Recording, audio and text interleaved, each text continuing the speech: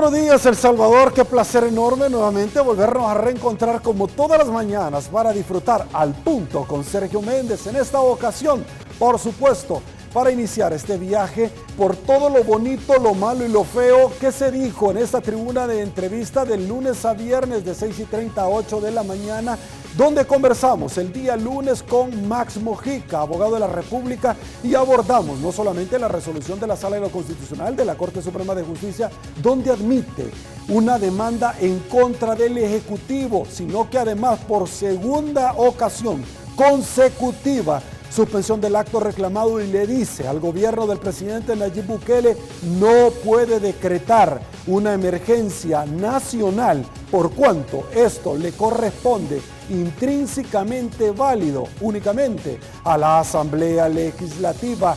Revivió un decreto en el cual se había dado por medio del Poder Legislativo donde se da la emergencia nacional, algo que conversamos con el jurista y que muchos simple y sencillamente no lo pueden creer, no lo pueden acompañar, porque esta es una facultad que le corresponde al Poder Legislativo. A continuación, ¿qué nos dijeron? Se lo comentamos.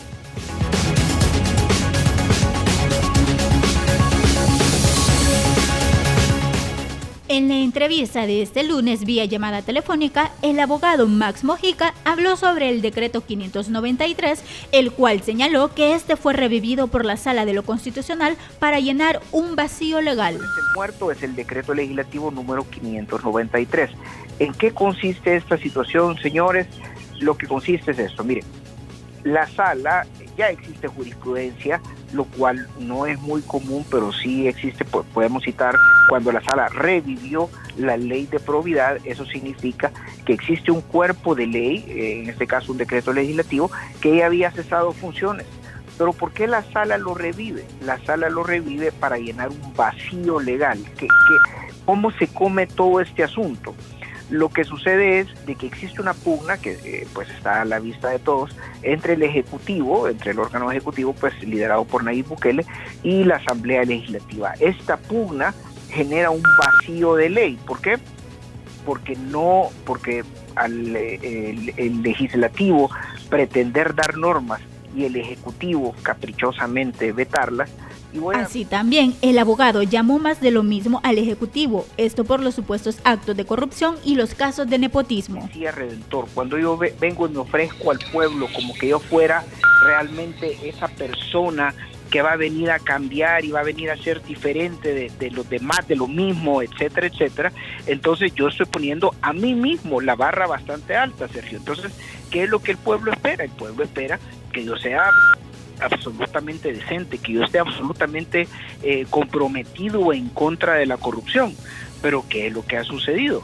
Lo que ha sucedido es que ellos más o menos siguen siendo más de lo mismo. ¿Por qué?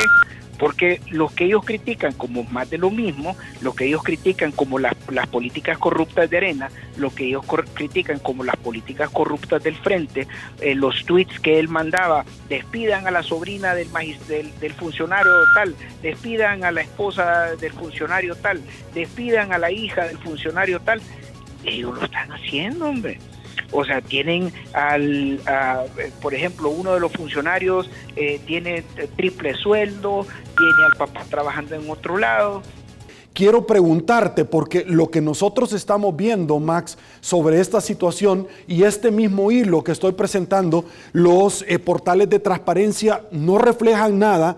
El presidente Bukele en una conferencia de prensa la semana pasada trató de justificar que él no se recordaba cuál era la plaza. Ahorita yo no, esa información no la tengo.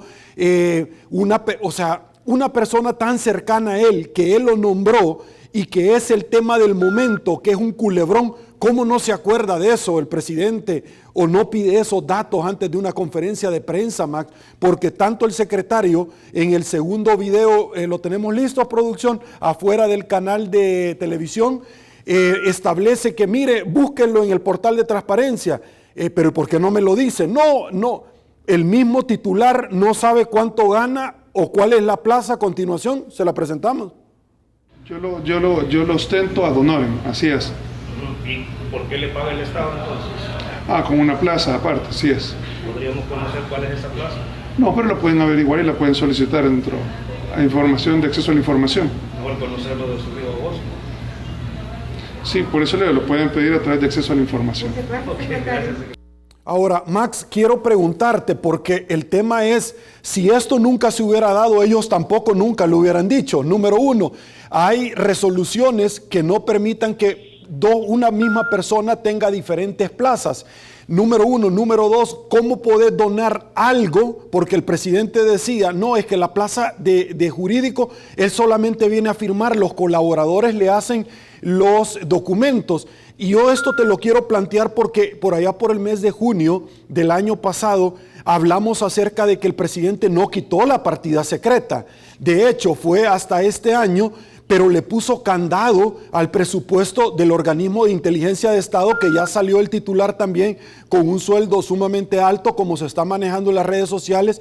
Max, ¿por qué hacer esto? Si fue todo lo que se cuestionó en los gobiernos de Arena y el FMLN y pareciera que se está replicando, pero en términos amplificados hoy por hoy. ¿Cuál es tu opinión? Mira, Sergio, mi respuesta va a ser larga porque quiero irme hasta el principio de tus comentarios. ¿Por qué? Porque yo creo que es importante que la población empiece a abrir la mente. Vamos un poco a diseccionar la situación que se ha presentado con el doctor Fabio Castillo. Miren, el doctor Fabio Castillo dice, me equivoqué con Nayib Bukele. Pues sí, pero también se equivocó con Funes. O sea, le dio todo el aval, el endoso a Mauricio Funes, un discípulo de la UCA, y luego le da todo el endoso y el aval a Nayib Bukele. Y los dos no han salido terriblemente complicados para el país. Entonces, ¿cuál es el mensaje que le tengo a la población desde las palabras de alguien tan inteligente como el doctor Fabio Castillo? Señores, población, amigos televidentes, amigos votantes, no nos dejemos cegar por la ideología, porque uno de los problemas que hemos tenido aquí en El Salvador es que este macho es mi mula, aunque yo vea que esta persona tiene enormes falencias, que se le notan, que se puede ver el carácter autoritario y errático de Nayib Bukele desde que le tiraba manzanas y se peleaba con el frente. Entonces, la única razón por la cual yo puedo pensar que una persona tan inteligente como el doctor Castillo se equivocó es porque no se quitaba los lentes ideológicos. Y como este es mi candidato que va con el partido que a mí me gusta, entonces lo voy a apoyar independientemente de las falencias que posea. Ojo, votantes, ya no estamos para equivocarnos, ya tenemos 15 años perdidos en El Salvador y no sé cuánto más nos va a tocar ahora salir de la crisis. Para que ustedes vean, un error como el que se está manejando ahorita, la crisis va quizás causar unos 100,000 trabajos perdidos, unos 100,000 empleos perdidos. ¿Cuánto nos va este quinquenio? Olvidémonos del aeropuerto de San Miguel, olvidémonos del tren, ¿cómo se llama?, a través de El Salvador, olvidémonos de todo. Nos va a llevar quizás recuperar los empleos que estamos perdiendo en esta época. Entonces, el primer mensaje con las declaraciones del doctor Fabio Castillo es: quitémonos los lentes ideológicos cuando vayamos a votar, hagámoslo pensando y quitémonos los pasionismos. Ahora pasemos al segundo punto que tú mencionaste, ¿y por qué tienen que mentir? Bueno, la política aquí en El Salvador se confunde o se hace sinónimo de mentira. ¿Cómo es que salió todo este gran relajo de los sueldos? Si nadie preguntaba, si todos los ciudadanos estábamos tranquilos viendo cómo trabajaban y se supone que ad honorem, pero y no salen con esta campaña, la voy a calificar de infantil, diciendo: presidente, le pongo a su disposición mi salario para que usted atienda la pandemia. ¿Es populismo Max? Pues por supuesto, y el populismo más burdo, el populismo más barato, porque aquí es donde viene la situación. Recuérdese que el presidente se estaba peleando con la Asamblea Legislativa, que casi despiden al ministro de Hacienda porque ya había hecho las transferencias de las partidas al órgano legislativo y al órgano judicial para que pagaran salarios. Entonces salió esta, campaña orquestada, como te digo, en redes sociales de forma casi infantil, donde todos estos funcionarios decían: señor presidente, aquí le pongo mi salario a su disposición. Y entonces la gente, con toda la razón del mundo, empieza a preguntar: mire, disculpe, pero usted dice que es ad honorem, ¿y usted qué es lo que está donando? Y empieza aquella cosa que empiezan a jalar la pita los activistas sociales en redes sociales, los tanques de pensamiento, las organizaciones de transparencia, y empiezan a decir, bueno, mire, ¿y usted qué es lo que dona, po? Y empiezan a salir que, por ejemplo, el secretario jurídico de la presidencia tiene 3 puestos. ¿Y cómo? Imagínate, y te digo, ¿cómo se come esto? Vaya, veamos a ti. Imagínate que tú sos empleada de una empresa. Vas a ser recepcionista, vas a ejercer la contabilidad y vas a ser la auditora. ¿Cómo vas a tener esos 3 puestos? Siempre lo mejor en análisis político en Al Punto Matutino. El día martes nos acompañó el ex embajador de El Salvador en la India, ex diputado de la Asamblea Legislativa, firmante también de los acuerdos de paz, pero también ex embajador de El Salvador en Washington, el doctor Rubén Zamora. Con él abordamos diferentes temáticas en el andamiaje internacional de cómo está viendo la comunidad internacional a El Salvador, luego que ha sido altamente cuestionado por muchos organismos internacionales donde le están pidiendo a la OEA, al señor Almagro, que active la Carta Democrática para que tenga una intervención mucho más eficaz en torno a la violación de derechos humanos que está perpetrando el gobierno de la administración del presidente Nayib Bukele, entre otros tópicos. A continuación, esto fue lo que nos dijo, se lo presentamos. El economista y ex embajador de El Salvador en Washington, Rubén Zamora, tachó de individualista al Ejecutivo, pues según Zamora, todos los gobiernos del mundo buscan cooperación entre sus órganos. Y por una parte, todo el mundo buscando la cooperación y viendo a ver cómo se podían entender, y el presidente de El Salvador insistía en querer acabar con la Asamblea, acabar con el Poder Judicial y hacerse totalmente del poder. Por otra parte, señaló sobre la fuerte crisis económica que la pandemia dejará no solo en el país, sino también a nivel mundial, asegurando que esa será más crítica que el de los años 30. Esto nos ha arruinado y puesto en cuarentena a nuestra economía, también es cierto. ¿Qué es lo que va a pasar? Que así como El Salvador y el resto del mundo, pasamos de la pandemia a una crisis económica. Y a una crisis económica que ya nos están diciendo los organismos internacionales puede ser incluso más grave que la crisis económica mundial de los años 30, que fue la más grande que se ha registrado en la historia de la humanidad. O sea, pues ya hay las luces rojas puestas por todas partes. ¿Qué se hace frente a eso? Lo importante es que no podemos cerrar los ojos, eso es lo peor que se puede hacer frente al futuro inmediato.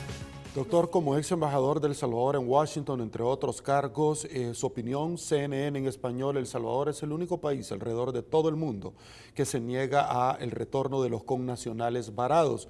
Ha hablado de 14 semanas, la Corte Suprema de Justicia ya le mandó a decir que es excesivo el tiempo, porque las 14 semanas solamente involucran a las personas que tienen desgaste en su salud, no a las personas que están bien de salud. Su opinión sobre esto, porque podríamos estar hablando que luego, acá tengo precisamente las imágenes, luego de esto podrían estar retornando unos en el mes de septiembre y otros en el mes de noviembre, diciembre, pero con posibilidades de venir a hacer nuevamente cuarentena en nuestro país. ¿Su opinión? Bueno, aquí en primer lugar hay que tener claro, la política del presidente Bukele de no permitir a los salvadoreños en el exterior regresar a su país es inconstitucional, porque la Constitución establece que toda persona tiene libertad de entrar, es lo primero, de permanecer en territorio de la República y salir de este, salvo las limitaciones que la ley establece. ¿Cuál es la limitación que la ley establece para poder entrar al país? No solo a los salvadoreños, a cualquier persona, dice la Constitución, ojo, ¿cuánto más a los salvadoreños? Pues bueno, la única limitación es la declaración del estado de sitio, que sí le permite expresamente la Constitución al gobierno regular. Aquí no hay estado de sitio, porque eso tiene que declararlo y decretarlo la Asamblea Legislativa. Aquí hay otra cosa que es menor que el estado de sitio. Por lo tanto, el precepto constitucional está vigente. Entonces, hay el primer problema. Pero segundo, ¿Se pueden tomar medidas para proteger al país en caso de pandemia? Sí, señor. Y las medidas son de tipo sanitario, no de tipo de impedirles la entrada. ¿Cuál era la medida que había que hacer? Todo ciudadano salvadoreño que quiera regresar al país, porque de países donde ya se ha decretado la enfermedad, la epidemia, tiene que tener una cuarentena de tantos días. En esa cuarentena se le hace el examen. Si no presenta síntomas de enfermedad, salga. Si tiene síntomas de enfermedad, cumple con la cuarentena. Y a los 40 días o a lo que sea, según la enfermedad, se le vuelve a hacer el examen y si ya no tiene el virus, va para afuera porque es su derecho como ciudadano salvadoreño. Eso es lo que se debió de haber hecho desde el principio. Yo lo dije e insistí, pero no, el gobierno, como no estaba preparado, como no tenía nada cómo hacerlo, simplemente cogió a la fácil. A todo el que viene me lo meto preso. Y a los que no han venido todavía no los dejo venir, violando la Constitución y no haciendo lo que la ley de salud es lo que le permite hacer. Creo que eso es clarísimo. Maura Bernal me dice, pregúntele a su invitado qué opinión le merece en la reunión que tuvo el señor presidente con empresarios que llamó a última hora a Capres, en el cual se reunió, habló de un plan de activación de la economía, la cual por tercera vez no llegó. Ahora está hablando de 15 días más de una verdadera cuarentena. Pregúntele cómo se identifica esto y cuál es su lectura cuando se reúne con los mismos que él ha atacado porque ha dicho que el FMLN era Arena 2.0 y que eran los financistas del partido Arena, es decir, ¿cuál es su opinión cuando ha atacado a los mismos de siempre y se reúne con la oligarquía del país? Son preguntas que la gente está haciendo, se la debo de articular a usted. Mire, yo creo que ese ha sido un incidente que vale la pena analizarlo. Yo no soy partidario de decir, bueno, como los gobiernos todo el tiempo han estado con los ricos y eso, entonces son de las mismas. No, yo creo que veamos esto. O sea, tenemos suficiente información para darnos cuenta que hay sectores del alto, mediano y bajo empresariado que han dicho, pues señores, esto hay que arreglarlo de otra manera. Queremos ayudar a prestar esto. Tenemos símbolos claros de muchos empresarios que honestamente después no han seguido pagando hasta donde han podido. E incluso a mí me consta de empresarios que han tenido que pedir préstamos y han generado préstamos para poder pagar salarios. O sea, todo eso hay que entenderlo porque son medidas de solidaridad que nos está enseñando esta situación. O sea, hay otros empresarios que han tratado muy mal a sus trabajadores, simplemente los despiden, desgraciadamente son muchos, perdonen que lo diga, pero esa es la verdad. Pero hay otros que no, o sea que veamos el problema como está. En medio de todo esto viene el presidente y los invita a estos altos empresarios, que si fueron con buena voluntad a tratar de ver, de resolver y plantear los problemas de que el problema ya estaba dejando de ser o continuaba siendo de salud para convertirse en un problema de hambre y de una crisis económica, no me cabe la duda y lo voy a decir, lo dijeron, porque yo he recibido el informe de qué se habló allí de una persona que allí estuvo, que es bastante distinto a lo que el presidente dijo en público. En ese sentido, allí se hablaron cosas serias, pero ¿qué pasó? Que lo hicieron como quien dice, bueno, vamos, nos invitan a hablar, vamos y platicamos. A un presidente nunca como grupo se le va a hablar si no antes está uno claro qué le va a decir, qué le pueden preguntar y qué va uno a responder. Esa es una norma básica y para mí los señores empresarios, por muy altos que sean, no conocen esa norma básica e inicial que debe de tenerse en estas relaciones con gobernantes. Entonces fueron probablemente con su buena voluntad, el presidente les planteó lo que quiso, ellos plantearon lo que buena gente pudiera plantear, ¿verdad? Si les concedió algo, vaya pues lo voy a reducir un poco, ya vamos a abrir esto, pero acuérdese que le ha dicho que lo ha reducido siempre y cuando la ley se apruebe. Y estaba en plan de que no se aprobara la ley de la Asamblea. O sea, pues, creo que allí hubo una actitud, yo lo considero de buena voluntad, pero desgraciadamente muy mal estructurada por la parte que fue a la reunión y que por eso fue el resultado. El resultado fue el presidente lo ocupó para decirle al pueblo, miren, los grandes están conmigo, no le hagan caso a la ANEP. Ese creo yo que es lo que él quería y fue lo que logró. Y nunca los empresarios fueron para precisamente prestarse. Siempre lo mejor en análisis político en Al Punto Matutino. Y bueno, señores, el día miércoles conversamos vía Zoom tanto con Óscar Picardo, representante de la Universidad Francisco Gavidia, y Carlos Cañas Dinarte, un investigador salvadoreño que radica en la ciudad de Barcelona, España. Y es que conversamos acerca de cómo es la experiencia allá en esta península ibérica con relación a combatir el coronavirus, pero también temas de coyuntura, de actualidad, falta de transparencia, como lo han dicho instituciones como la UCA, Escuela Superior de Economía, la Cámara de Comercio, la ANEP, del gobierno de El Salvador en rendir informes. También la Corte de Cuentas de la República ha dicho que no ha tenido ningún tipo de avance con relación a la ejecución de fondos de la pandemia y particularmente del hospital de la Feria Internacional. A continuación, esto fue lo que nos dijeron, se lo presentamos. Este martes, la entrevista se centró en el tema económico y la necesidad que existe que el país tenga un plan de reapertura.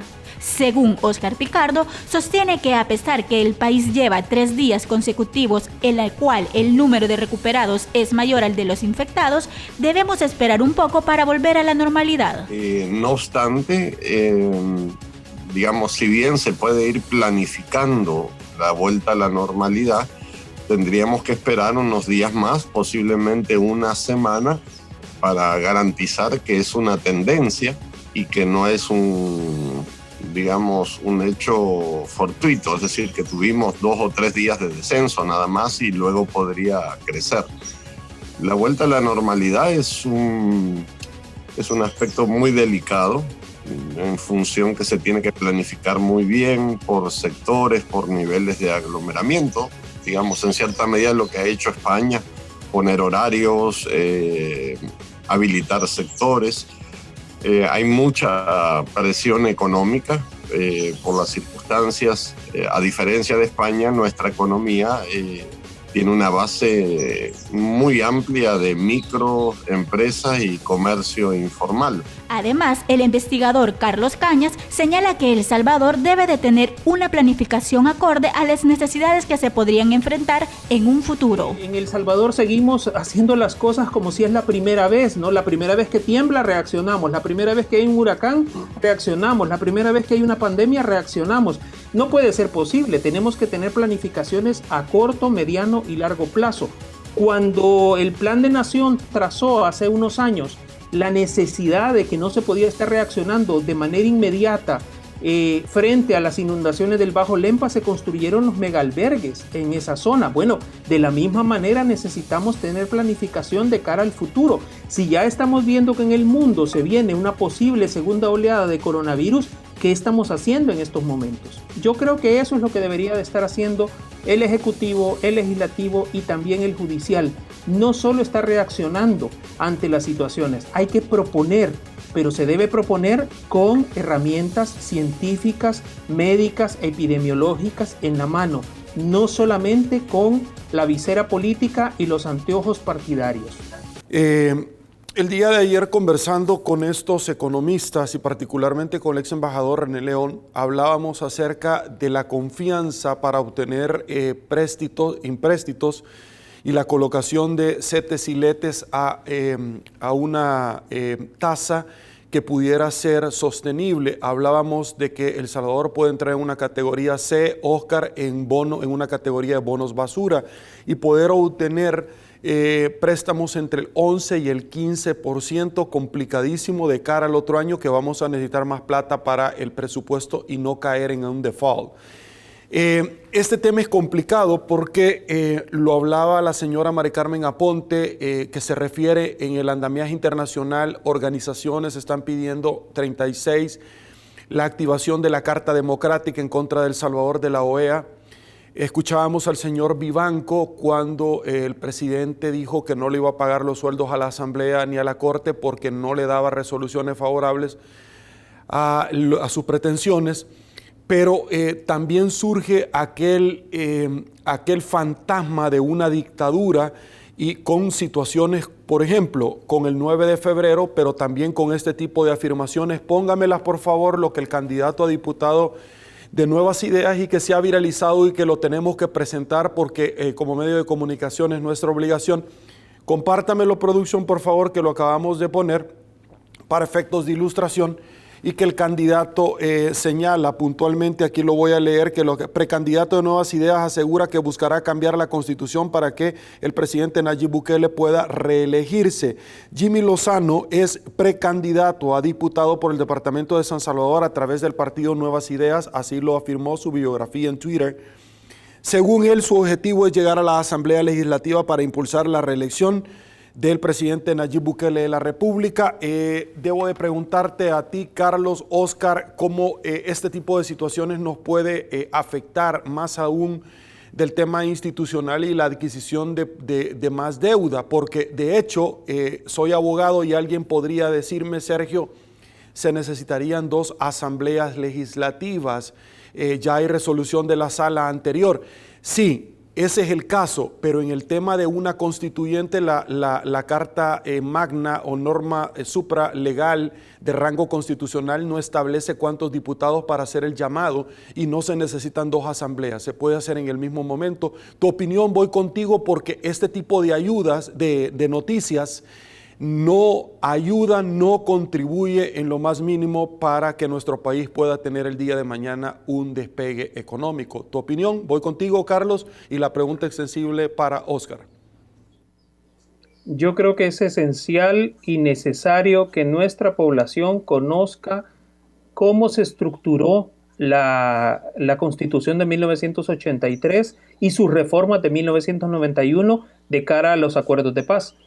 Hay que señalar que la no reelección de un mandatario es uno de los artículos pétreos de esa Constitución, tú como abogado lo sabes, y sobre todo esa condición de ser aprobada cualquier reforma en esta legislatura y ser ratificada en la siguiente legislatura. O sea, no son procesos automáticos, aunque se haga una convocatoria a una asamblea constituyente, que en estos momentos yo creo que sería inviable para el país llamar a una asamblea constituyente para generar más zozobra jurídica que refleje e impacte en los mercados internacionales.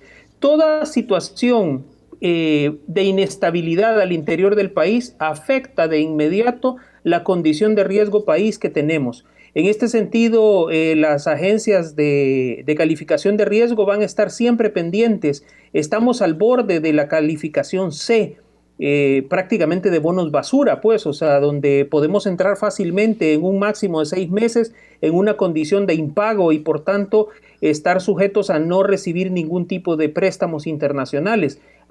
Para El Salvador eso sería mortal, eso sería una condición realmente inédita. Y sobre todo nos costaría muchísimo poder salir de una situación como esa. Reitero, El Salvador no tiene un Banco Central Europeo, no tiene instituciones supranacionales que le den un apoyo para poder salir del agujero fiscal y económico que derivaría algo como eso.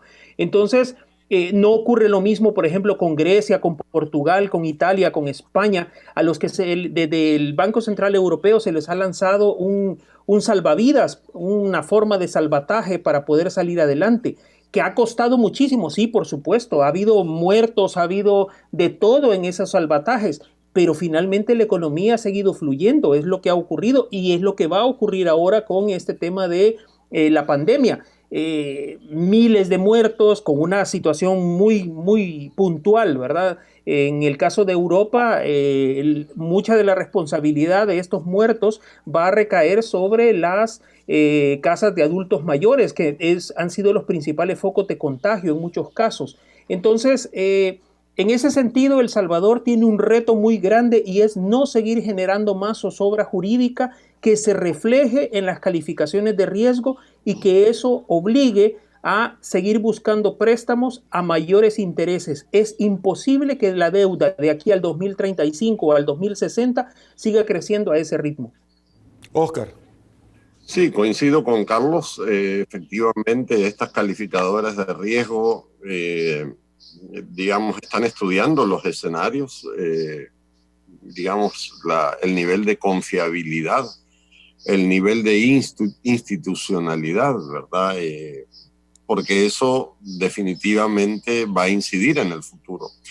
Y como bien decía Carlos, ya estamos al filo de caer en los famosos fondos buitres que se aprovechan de la baja calificación y ofrecen unas tasas de interés muy altas, digamos, que no benefician a la economía del país. Yo creo que es fundamental cuidar la imagen, más allá del debate político, lo que uno dice y lo que hace resonancia en CNN, en Washington Post, en New York Times, en CANF, en todas las agencias, es clave, porque es lo que está monitoreando las calificadoras, cómo está la estabilidad, cómo está el clima del país a nivel político. Entonces, desde hace un año nuestro clima no está, digamos, nada estable por todo lo que ha pasado. Siempre lo mejor en análisis político en Al Punto Matutino.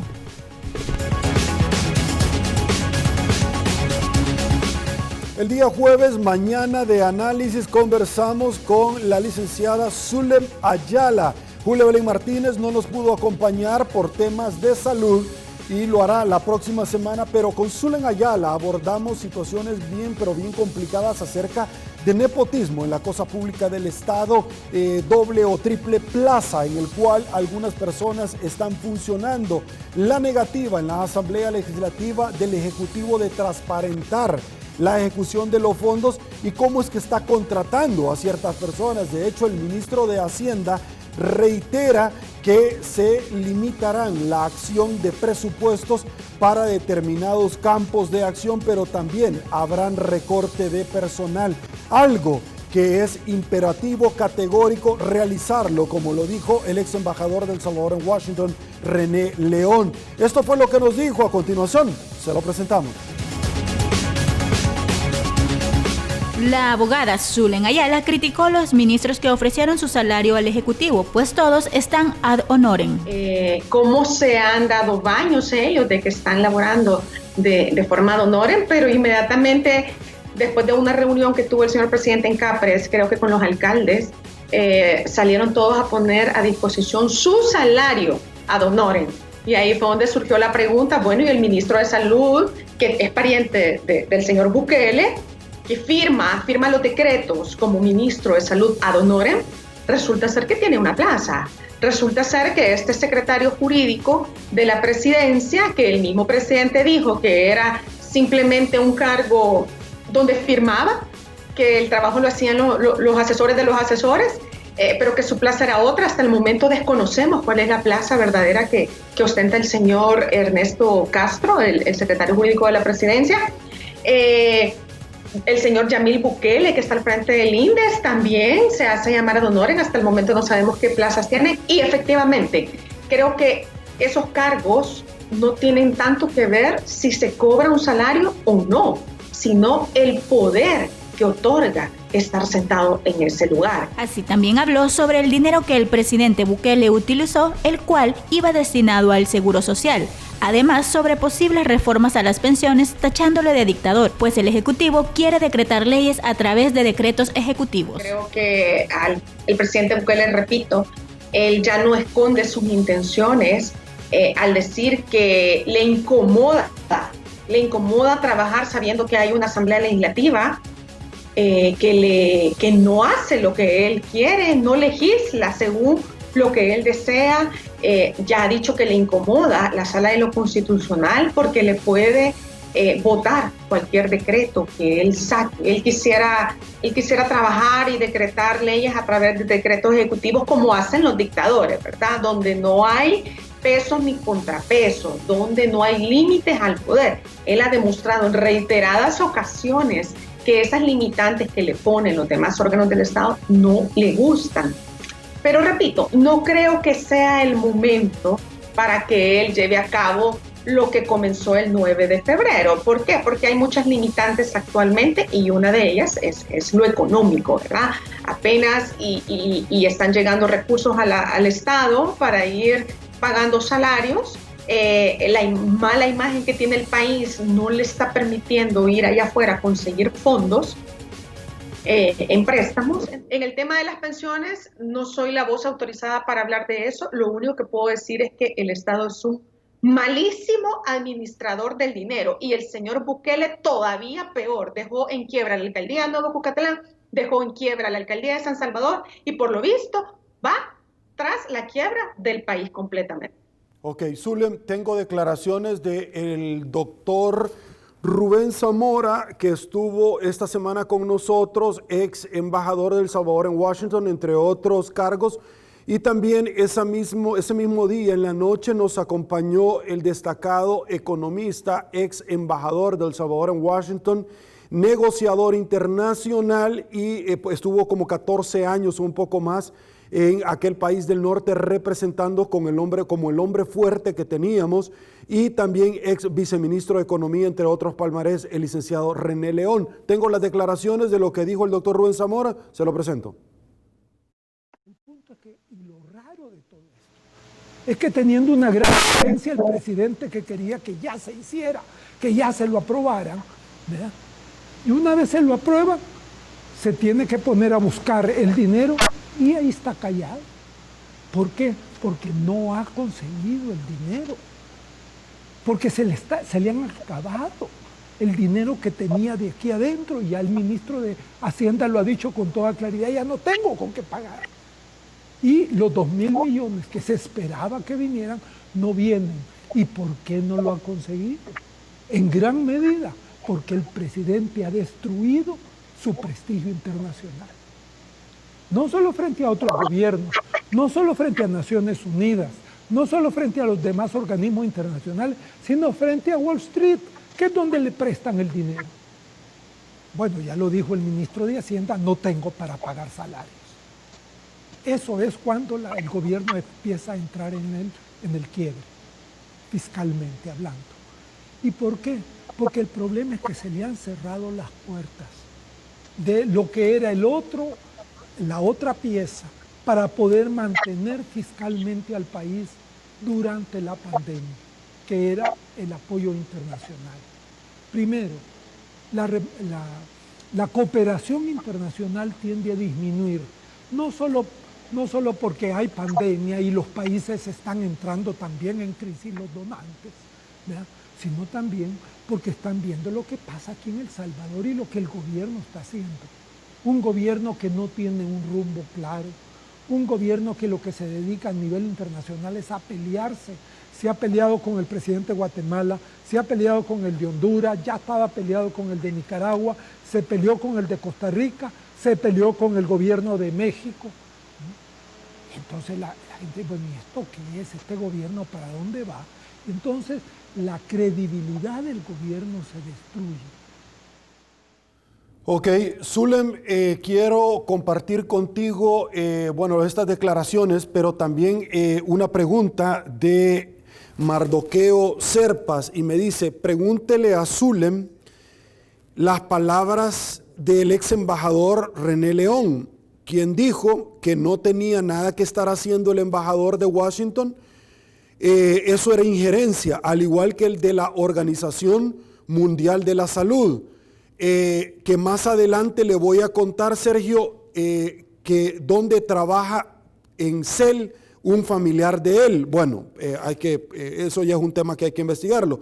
Pero dice el amigo televidente y sigue, pregúntele a Zulem porque dijo el embajador que no quiere actuar ni tampoco Almagro, que él ve bien y que le quita méritos a lo que el Departamento de Estado le ha dicho al señor Bukele, donde reconoce la restricción de la prensa y de la libertad de expresión y la institucionalidad. Yo quisiera preguntarle al embajador, pero que me responda mejor Zulem, ¿qué pasaría si Donald Trump se fuera a meter al Congreso de los Estados Unidos con el ejército? ¿Él estaría de acuerdo o qué dirían en aquel país, en Estados Unidos? Zulem, por favor. Bueno, creo que para todos es bastante claro que hay ciertos personajes que han elegido bando en medio de esta disputa institucional originada, por supuesto, por el señor Bukele. Uno de ellos, lamentablemente, es el señor representante de la OEPS, el señor Carlos Garzón, que incluso salió de la Asamblea Legislativa un recomendable para la Organización Mundial de la Salud y la Organización Panamericana de la Salud, para que este señor dejara de involucrarse en las conferencias oficiales del señor Nayib Bukele, que dejara de tener esta injerencia, porque prácticamente le da validez a cuestiones médicas que pronuncia el presidente sin tener un respaldo científico, entre otras cosas. El caso también muy poderoso que llama la atención es el silencio del señor Almagro, de la OEA, como es de indiferente ante este tipo de amenazas al Estado de Derecho. Siempre lo mejor en análisis político en Al Punto Matutino. El día viernes finalizamos la semana, el recorrido con el alcalde de la ciudad de Santa Tecla, Roberto Dabuizón. Con él abordamos temáticas de coyuntura de actualidad como la inversión que está realizando la comuna de la cual él representa, el arribo al país y que luego de 15 días de haber estado en cuarentena en un lugar de contención, se retira a su hogar para terminar la cuarentena de 15 días adicionales. Roberto Dabuizón nos conversó acerca de lo que están sufriendo los varados alrededor del mundo, los salvadoreños que quieren retornar a nuestro país. Y es que luego del anuncio de las autoridades que tardarían un poco más de 14 semanas en empezar a traer a los retornados, la Sala de lo Constitucional de la Corte Suprema de Justicia le ha dicho al Ejecutivo que esto es inviable y que deben de presentar un plan, algo que se lo han venido solicitando reiterativamente y que hasta el sol de ahora no lo ha obtenido la Sala en comento. De esto conversamos y de la ejecución de fondos de los cuales podrían estar recibiendo no solamente con el FODES que está retrasado, sino que también fondos que fueron autorizados en los $2,000 millones dentro de la Asamblea Legislativa al Ejecutivo. Esto nos dijo a continuación, se lo presentamos. El alcalde de Santa Tecla, Roberto Dabuizón, habló sobre su retorno al país y su paso vía terrestre por México y Guatemala. Si se me otorgaba irme hacia México, de la Ciudad de México, volar a Tapachula y de Tapachula ya con el salvoconducto poder ingresar en la frontera con Guatemala, que del lado de México se llama Ciudad Hidalgo y del lado de Guatemala se llama Tecún-Umán, y así pasar la frontera y transitar todo lo que es el territorio guatemalteco hasta llegar a la frontera con El Salvador. Además habló sobre los varados en diferentes partes del mundo a causa de la emergencia por el COVID-19, asegurando que los connacionales son más de 4,000 y no 1,200 como lo dice el gobierno. Sí sé que son más de 4,000, 4,200, 4,500, 4,700, 5,000, pero no son menos de 4,000.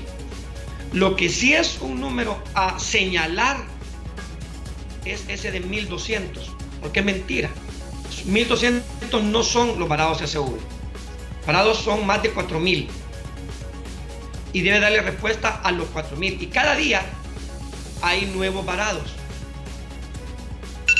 Mi hijo estudia fuera del país. Está en Europa. Termina su universidad. Tiene que regresar al país. No puede entrar porque está cerrado el aeropuerto para él. en ese momento él se convierte en varado. Y así hay un montón. Por último, habló sobre el proceso de desinfectar el municipio de Santa Tecla que está llevando a cabo la alcaldía. Desinfectando, ¿verdad? Y lo estamos haciendo con los químicos que es utilizados. En algunos casos amolequía, en otros estamos amonio cuaternario, una mezcla de ambos. Ya llevamos más de 50,000 viviendas, hemos llegado, como tú bien apuntaste, en las imágenes se nota, hasta la puerta de la casa. Esta semana se hizo la transferencia por parte del Ministerio de Hacienda, si me equivoco me corrige, porque es lo que nosotros leímos en un rotativo, donde se trasladó el FODES correspondiente al mes de abril. ¿Ya lo recibieron? Ya lo dieron ayer.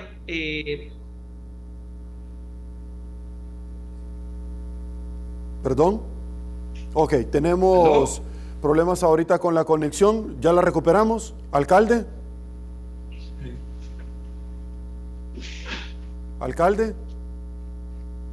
Ya se recuperó, aquí estoy. Ok, me comentaba con relación al FODES.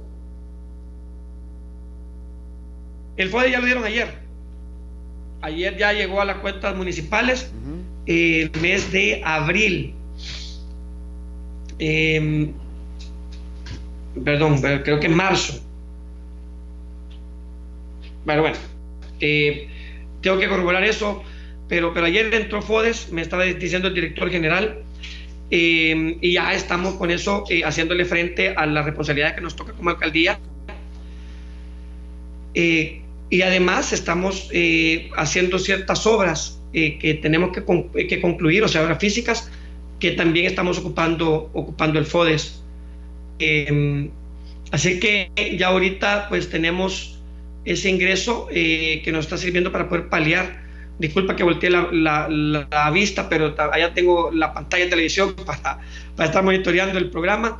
Así que déjame decirte que pues sí, el fondo ha llegado, pero la verdad es que los ingresos municipales es de lo que los ingresos ordinarios, o sea, la entrada por tasas e impuestos es el principal ingreso de Santa Tecla, no el FODES.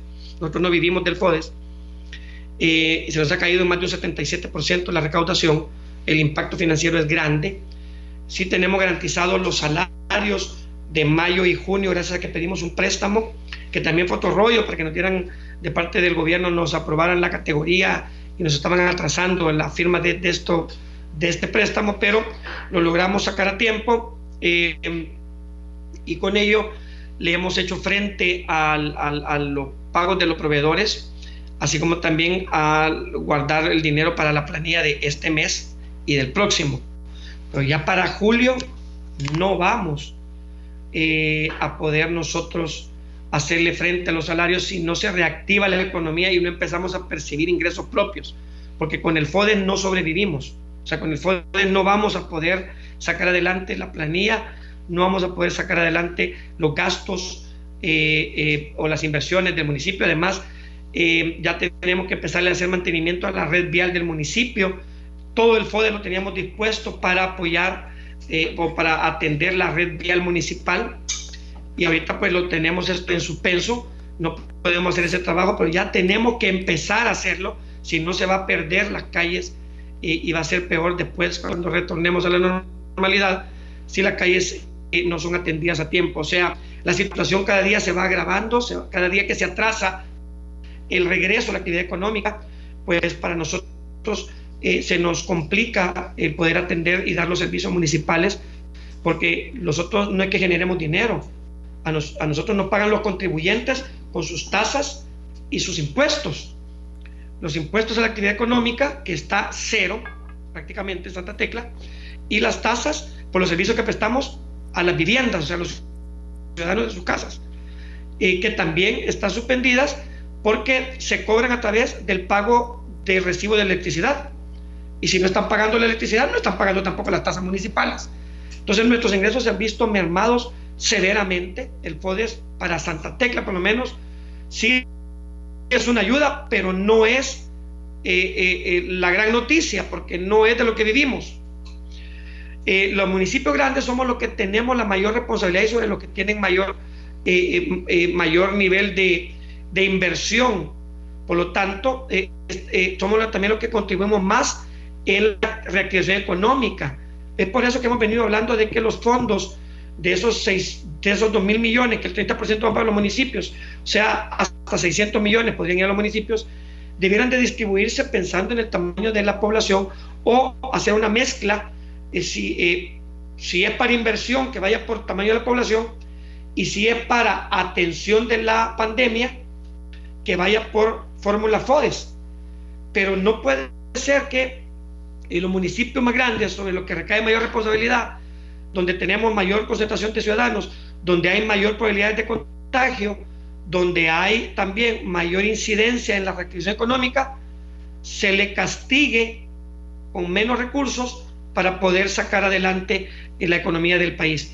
Y a municipios que no tienen casos de COVID, porque no tienen actividad económica, porque no tienen tianguis, no tienen mercado, no tienen mucha población, se les otorgue mayor porcentaje o mayor cantidad de dinero por persona que a los que viven en ciudades. Alcalde. Y quiero terminar que entre los servicios que estamos dando también a la población está el transporte gratuito para que vayan a hacer sus compras. Listo. Alcalde, aguánteme un ratito. Quiero compartir con el pueblo salvadoreño muy buenos mensajes para seguir, porque quiero presentarle un video a usted. Contigo tus recargas te dan más. Recibí gratis tus redes sociales favoritas al recargar $1.05 con vigencia de 2 días, simple y sencillamente porque Tigo te da más. Regreso con el alcalde Dawison. Alcalde, su opinión. El Ejecutivo está entrampado hoy por hoy en la Asamblea Legislativa. Usted fue diputado en su momento. Quiero preguntarle porque se le ha señalado que básicamente el tema es transparencia, no rendición de cuentas. Quieren una ampliación de la ley de emergencia nacional cuando ya se le dio 2, se le han pedido informes. Los diputados dicen que no cumplen los requisitos porque necesitan saber en qué se está invirtiendo el dinero de los salvadoreños. Se invirtieron alrededor de $575,000 en la compra de un medicamento que ahora no resulta para efectos prácticos, pero lo que el ministro de Salud dijo ayer a la VI es que se necesitan otros 15 días más. El gobierno dice de una cuarentena seria. ¿Qué se debe entender luego de más de 70 días en cuarentena? Es una cuarentena seria cuando, según el economista Luis Membreño, ha dicho que El Salvador estaría creciendo, ojo, en -10. Ya no son -5.4 en el mes de marzo y sumando, porque el gobierno nos ha mantenido en 70 días a todos los salvadoreños en sus viviendas. Siempre lo mejor en análisis político en Al Punto Matutino. Y bueno, señores, así llegamos al final de este programa del resumen de lo mejor de la entrevista Al Punto con Sergio Méndez. No nos resta más que agradecerles a todos ustedes el que nos hayan acompañado a revivir los mejores momentos y por supuesto la próxima semana no se lo puede perder de 6:30 a 8 de la mañana de lunes a viernes, y es que la próxima semana estaremos haciendo un recuento, una valoración, programas especiales de cómo es que se hace la valoración a un año de gestión de la administración del presidente Nayib Bukele.